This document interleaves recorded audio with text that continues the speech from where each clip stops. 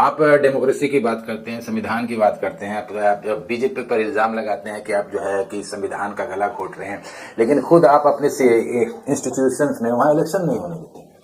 जितने university college वर्षों से इलेक्शन नहीं हुए हैं, जबकि बंगाल का रिवाज रहा है। जितने बंगाल के जितने बड़े बड़े नेता हर पार्टी के, जिस भी लेफ्ट के हो, राइट के हो, सेंटर के हो, जिस पार्टी के, सब स्टूडेंट्स पॉलिटिक्स से ही उभर कर आए। ममता बनर्जी खुद भी छात्र परिषद से ही आए कि भाई डिक्टेटरशिप जिसको बोलते हैं वो चलाया जा रहा है, हिटलर शाही चलाया जा रहा है। वो इसी कारण से चलाया जा रहा है कि हम कोई इलेक्शन नहीं होने देंगे और हम जिस तरीके से अपना लाठी घुमा रहे हैं लोगों पे, उस तरीके से लाठी में, जो कि एकदम डेमोक्रेसी के लिए एकदम ठीक नहीं है।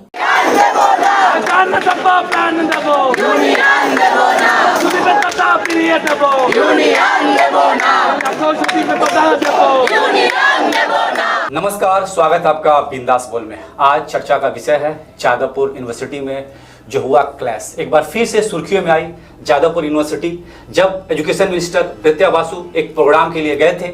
उस दौरान स्टूडेंट्स यूनियंस की एक प्रोटेस्ट चल रही थी, स्टूडेंट इलेक्शंस को लेकर के, स्टूडेंट यूनियन इलेक्शन को लेकर के मामला तूल पकड़ा, विवाद हुआ, वायलेंसन हुआ। इसको लेकर चर्चा करने के लिए देख सकते हैं हमारे साथ नरेश श्रीवास्तव सर जी हैं, जो इसमें बातचीत करेंगे कि इनकी क्या राय है। इधर मुश्ताक साहब पैगाम टीवी से हैं, ये भी बातें रखेंगे कि आखिर जो कल हुआ ये एक राजनीति थी या वाकई में एक प्रोटेस्ट था। जिस तरह से घटना हुआ मुश्ताक साहब कि एजुकेशन मिनिस्टर विजिट करता है कि यूनिवर्सिटी, उसके गाड़ी को घेर लिया जाता है, तोड़ फोड़ होती है, स्टूडेंट भी इंजर्ड होता है।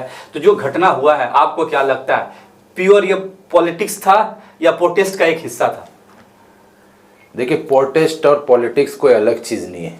प्रोटेस्ट होता है वहीं होता है जहाँ पॉलिटिक्स होता है, वहीं प्रोटेस्ट। और पश्चिम बंगाल में जो है स्टूडेंट्स पॉलिटिक्स सदियों से होते आ रहा है, हर कॉलेज में, हर यूनिवर्सिटी में होते रहा है। ब्रात्य बसु भी उस पॉलिटिक्स का हिस्सा रहे हैं। तो प्रोटेस्ट एक था, जाहिर है जो लोग प्रोटेस्ट कर रहे थे वो डिफरेंस आइडियोलॉजी के थे, इसलिए मामला ने जो है तूल पकड़ लिया। वो एक एक्सीडेंट था एक्चुअली, देखा जाए तो जो कुछ हुआ प्रोटेस्ट के दौरान एक एक्सीडेंट हुआ, जिसको तिल का ताड़ बनाकर सत्ता पक्ष और विपक्ष दोनों अपने अपने फायदे को साधने की कोशिश कर रहे हैं। टीएमसी ने इस मामले को लेकर सीपीएम को घेरने का प्लान बनाया, तैयारी की है, सड़कों पर उतरे। दूसरी तरफ जो सीपीएम है, उसकी स्टूडेंट विंग है एसएफआई, वो कहते हैं ना कि विनाश काले विपरीत बुद्धि। आज से उच्च माध्यमिक का एग्जाम शुरू हो रहा है, हायर सेकेंडरी का एग्जाम शुरू हो। कोई भी स्टूडेंट पॉलिटिक्स करने वाला कोई भी संगठन इस मौके पर हड़ताल का अनाउंस नहीं करता। प्रोटेस्ट कर सकते, प्रोटेस्ट का बहुत सारा तरीका है, बहुत सारा वे है। आप कॉलेज के सामने जाके झंडे लेके खड़े हो जाइए, कुछ नारेबाजी, लेकिन स्ट्राइक, एचएस का एग्जाम किसी भी स्टूडेंट्स के लाइफ का बहुत ही एक टर्निंग पॉइंट होता है। उस मौके पर हड़ताल करना, तो आपने जैसे कहा कि प्रोटेस्ट और पॉलिटिक्स दोनों अलग नहीं है, दोनों एक ही हिस्सा है। दोनों जगह पॉलिटिक्स ही हो रहा। पॉलिटिक्स को लेकर ही कुछ डिमांड्स थे, कुछ मांग थे, जिनको लेकर स्टूडेंट्स जो जादवपुर यूनिवर्सिटी के स्टूडेंट्स ब्रात्य बसु से, जो एजुकेशन मिनिस्टर है, मिलना चाहते थे। स्टूडेंट्स का कहना है कि जो ऑफिस में वो मिलने का मौका ही नहीं देते, इसलिए ये मौका मिला था। जब वो खुद चलकर पहुंचे थे तो मिलना चाहते थे। यहाँ पर भी पुलिस की अड़ंगेबाजी हुई, बाहरी लोग आकर वहाँ हंगामा किए। कौन सच्चा है कौन झूठा है पता नहीं, ये तो जांच का ही विषय है, लेकिन हंगामा हुआ है और ऐसा नहीं होना चाहिए। नरेश जी, जो हिंसा हुई प्रोटेस्ट में, जो हिंसा है कितना हद तक जाए? देखिए, प्रोटेस्ट बंगाल का ये इतिहास बोलता है कि प्रोटेस्ट में हिंसा होता है। जायज या नाजायज एक दूसरी बात है। बंगाल में जितना भी आप देखिए मूवमेंट, उसमें कहीं ना कहीं हिंसा होता है।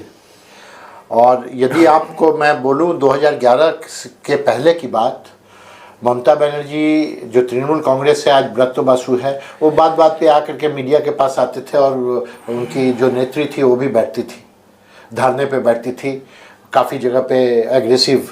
आप देखे होंगे विधानसभा में भी जा कर के चेयर टेबल सब तोड़ी है। ये उनका इतिहास है। तो ये तो वही क्वाइन में वही उनको मिल रहा है। जहाँ तक बात है, जैसा मुश्ताक जी बताए कि कोई भी पॉलिटिकल पार्टी को इस समय में हड़ताल का अनाउंसमेंट नहीं करना चाहिए। ये एक भूल डिसीजन है, लेकिन प्रोटेस्ट होना चाहिए और जरूर से जरूर होना चाहिए। आप यदि आपको याद होगा कि 2011 में जब सत्ता में आई तृणमूल कांग्रेस, तो पहला काम ये लोग की, ममता बनर्जी की, कि सारा कॉलेज में किसी न किसी तरह टेक्निकल जगह पे से इलेक्शन को बंद कर दी। पहला काम वो की। आप यदि याद करिएगा तो काफ़ी लोग कोर्ट पे गए, काफ़ी लोग इधर गए उधर गए, क्योंकि लगता है कि उनका एक हिडन एजेंडा था कि जो मार्क्सवादी कम्युनिस्ट पार्टी जो लोग करते हैं, इनका जो उत्थान है वो स्टूडेंट विंग से है।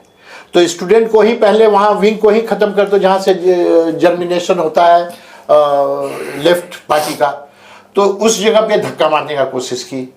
और तो आज जो यदि बच्चे यदि कर रहे हैं प्रोटेस्ट, ये तो स्टूडेंट, ये तो हक की बात है। डेमोक्रेसी है कि हर एक स्टूडेंट डेमोक्रेसी खोजता है, अपने कैंपस पे खोजता है। जादवपुर वाले तो जो भी छात्र हैं उनका कोई भूल नहीं है। वैसे आपको बता दें कि जो ये पूरा मामला हुआ, भरतिया बासु जादवपुर यूनिवर्सिटी में एक प्रोग्राम में जो गए थे, उसी दौरान चूंकि इलेक्शन काफ़ी दिनों से जादवपुर यूनिवर्सिटी में नहीं हुई है, और वही डिमांड है स्टूडेंट्स की कि वहाँ पे स्टूडेंट यूनियंस की एक इलेक्शन करवाई जाए, जिसके वजह से ये पूरा हंगामा बरपा हुआ है। पॉलिटिकल कहीं ना कहीं इशू बनाया जा रहा है। प्रोटेस्ट जायज़ है, लेकिन यूनिवर्सिटी के अंदर अगर इस तरह से प्रोटेस्ट होते हैं तो कहीं ना कहीं स्टूडेंट के एकेडमिक इन्वायरमेंट में भी काफ़ी असर पड़ता है सर। बिल्कुल बिल्कुल, लेकिन सोचने वाली बात है कि ये जो गुस्सा है, ये नाराज़गी है, कहाँ से उत्पन्न, कहाँ से पैदा कहाँ हुई। आप डेमोक्रेसी की बात करते हैं, संविधान की बात करते हैं, आप बीजेपी पर इल्ज़ाम लगाते हैं कि आप जो है कि संविधान का गला घोट रहे हैं, लेकिन खुद आप अपने से इंस्टीट्यूशंस में वहाँ इलेक्शन नहीं होने देते। जितने यूनिवर्सिटी कॉलेज बरसों से इलेक्शन नहीं हुए हैं, जबकि बंगाल का रिवाज रहा है। जितने बंगाल के जितने बड़े बड़े नेता, हर पार्टी के, जिस भी, वो लेफ्ट के हों, राइट के हों, सेंटर के हों, जिस पार्टी के, सब स्टूडेंट्स पॉलिटिक्स से ही उभर कर आए हैं। ममता बनर्जी खुद भी छात्र परिषद से ही आए, बिल्कुल, समझे। लेकिन आज उन्होंने कॉलेजेस में, यूनिवर्सिटीज़ में पहरा लगा दिया, इलेक्शन नहीं होगा। तो ये नाराज़गी थी, वो नाराज़गी उभर कर आई है। अब इसमें पॉलिटिक्स तो होगी भाई, इलेक्शन होने वाला 2026 में, पॉलिटिक्स तो सब अपना अपना फ़ायदा साधने की कोशिश कर रहे हैं। लोकतांत्रिक अधिकार सबका है और डेमोक्रेसी का रोना सारी पार्टियां करती हैं, चाहे सेंट्रल गवर्नमेंट हो या स्टेट गवर्नमेंट हो, लेकिन कहीं ना कहीं लोकतंत्र का हत्या करते भी देखी जाती हैं। जैसा कि देखा जा रहा है कि जो अधिकार है लोगों से छीनने की कोशिश की जा रही है, इस तरह से इलेक्शन नहीं किए जा रहे हैं, करने दिया जा रहा है और अपनी बातें रखनी नहीं दी जा रही है। तो क्या लगता है कि आने वाले वक्त में लोकतंत्र की हत्या इसी तरह से होती रहेगी, या जनता को या दीगर लोगों को या इंटेलेक्चुअल्स को आगे बढ़ करके इसको रोकने की कोशिश करनी होगी? इसको तो इंटेलेक्चुअल और जो जनरल आम आदमी है उनको सामने आना पड़ेगा।